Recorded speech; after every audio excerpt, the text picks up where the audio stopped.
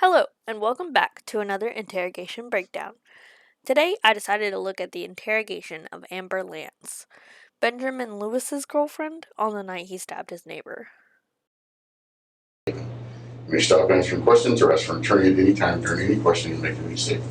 You understand each of these rights are explained to you. I would like to ask a question. Do you understand your rights, yes or no? Why am I being read my revenge rights? I'm not going to talk to you until you make a decision, okay? Do you understand your rights? That, Okay. You want to talk to me? is that possible? Yeah, sure it is. I understand my rights as they've been read to me. Do you want to talk to me? Yes or no? I'm not quite sure of that. Yes or no? It's a simple question. I will speak to you. When the detective was asking her whether or not she understood her rights, Amber wanted to ask him a question first. He immediately got confrontational and aggressive, using finger points, yelling, and being rude to get Amber to accept the fact that she was not in charge and he was. She finally does accept this, and the interrogation starts. That's a yes. That is. Okay, I'm just making sure. Okay. Initially, it's your rights indicating you understand them. Initial the two questions I ask you, put your answers there, and sign there. Understand that part? Story. What happened tonight? Tell me. Good question. You were there, I wasn't. You're right, I wasn't either. Okay. I was in my bedroom naked, Okay. half asleep, getting fucked, seriously drunk, on the way to getting drunker, Okay. as far as I understood it. Okay. I heard something in the parking lot. Mm-hmm. When I went out there was a man laying behind my boyfriend's truck, bleeding out. Okay. I ran back inside. Okay, I was outside in a jacket, no clothes on. I Okay. went back inside, I put on this and a different pair of jeans than I'm wearing now. Mm-hmm. I grabbed my sweatshirt, I took it, I wrapped it around the man's neck. Mm-hmm. I picked the man up off the cement and I held him until a Hispanic man came and had me rolling on his side. Okay. And that's it. Correct. That's all that happened. The detective calms back down after the initial confrontation and uses soothing mm-hms to get Amber back comfortable with him. And you can hear she does start to calm down as the interview goes on. Her wording becomes less aggressive and she opens her posture more. So where does this machete come in? Whoa. Yeah. I have no idea of a machete. I'm not going to ask you if you know that if somebody hasn't mentioned it. Okay, somebody puts you at the base of his feet holding a machete. So I have a problem with that. That's for that assault. You're absolutely incorrect. Okay. There is a machete in my apartment. I never held it. It is on the inside, right-hand side of my door. What color is it? I don't know because I've never actually taken it out of the casing. It was provided to me for my own protection. You never, by my have you ever boyfriend. had it, held it? I've never taken it out of the casing. You've never I've never touched had it? cause to. No, Never sir. touched it, not once. I did pick it up and put it by the left hand or the right hand side of my door. Tonight? Yes, I did. Okay. You didn't take it outside though? No, Not one time. no. It's still inside the apartment. In fact, when I went back inside the apartment at, I don't know, between 6 and 7, I moved it back to my bedroom behind my workout equipment where I usually keep it. Where's the machete now?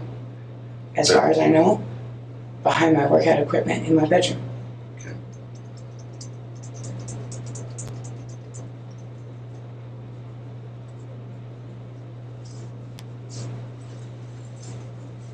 What do you mean workout equipment? Is it a bench or is it an elliptical or I something? use or what? Three weights? overhead bar Okay. for lower and upper workouts. Oh, like a So, pull-up bar? yeah, so I keep my pull-up bar right next to the dresser. Okay. Usually the machete is located behind that. So it's behind the dresser now? Or no? I usually locate, well, The machete. it's not mine. It doesn't belong to me. Benjamin had it there to begin with. Who do you live there with? Who's Benjamin? Benjamin Lewis, my boyfriend. Benjamin Lewis. Okay. He had it located there before I ever moved in. When I moved in, my workout equipment went in front of the machete. How long have you been living there? 3 months, 3 months. approximately. Okay. Where'd you live before? I live in Wenatchee, Washington. In Nashville.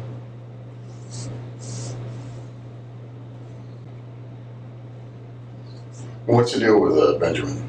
Is he civilian or is he prior military? What's his? He's a discharged military. How long's he been out? 2011. Oh, he's been out a bit. Okay. What's he do now? He is a cement finisher. Cement finisher.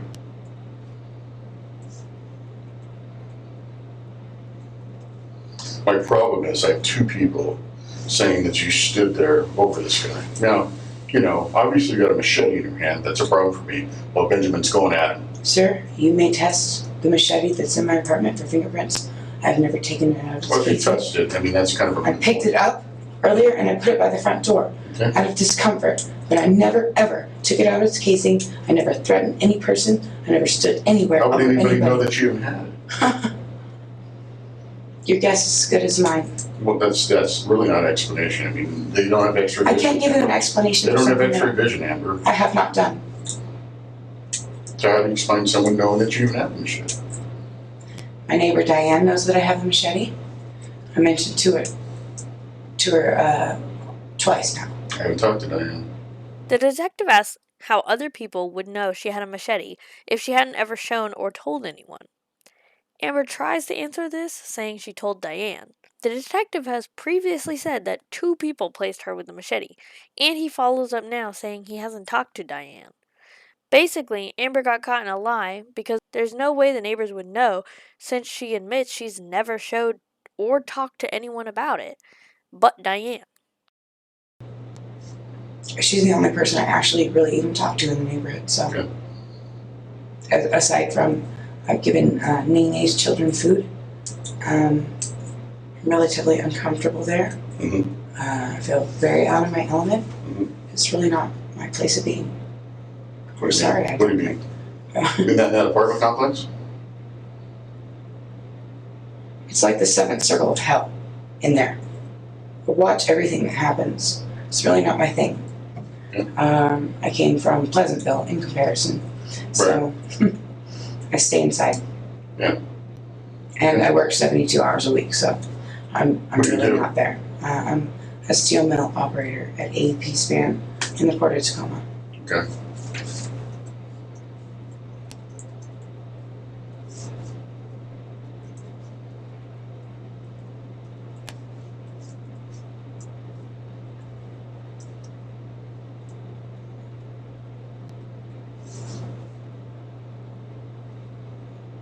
Is that on the tie flats? Yes. Okay. More than 5. Yeah, that's what I thought.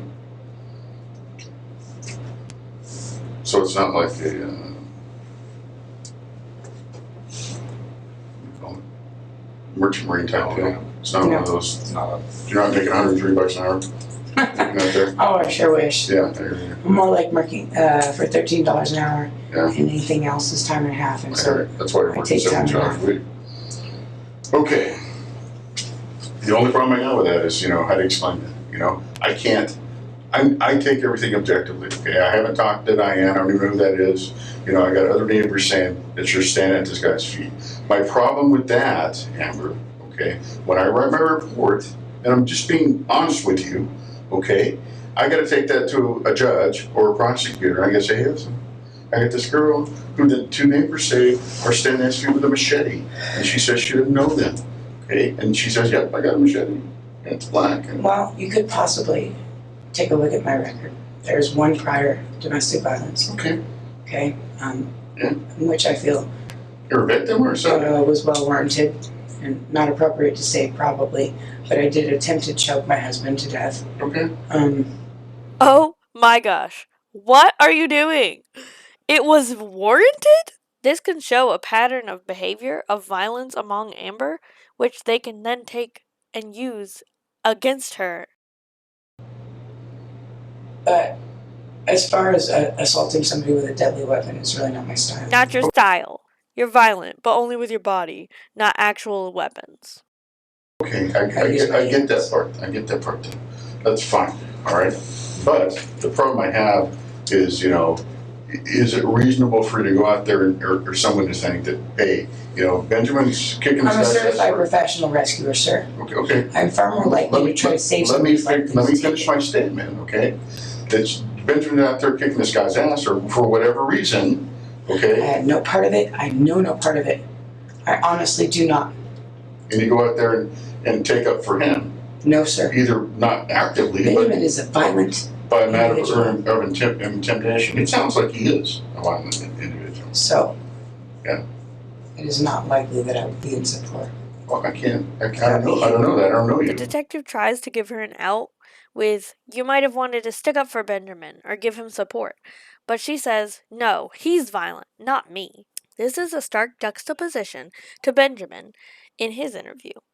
He wanted Amber as far away from the crime as possible. She's innocent. It's just kind of funny to say how she's like, "Oh, no, he's guilty."